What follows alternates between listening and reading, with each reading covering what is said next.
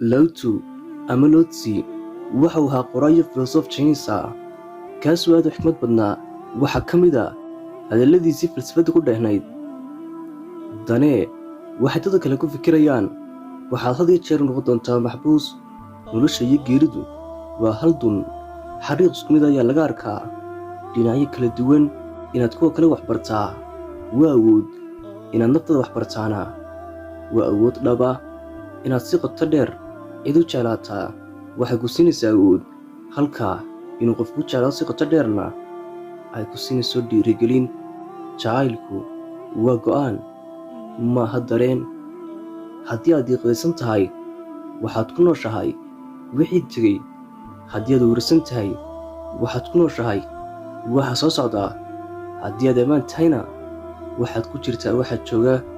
Caafimaadku waa hantida ugu qaalisan, qanacsanaantuna waa qasnada ugu weyn, kalsooniduna waa saaxiibka ugu fiican. In aanad waxba ahaynna waa raaxada ugu weyn. Markaad ku qanacsan tahay inaad u ahaato qof iska caadiya naftaada, aadna isbarbar dhigin ama la tartamin cidna, qof kasta wuu ku tixgelin doonaa. Naxariista marka loo eego kelmadda waxay abuurtaa kalsooni.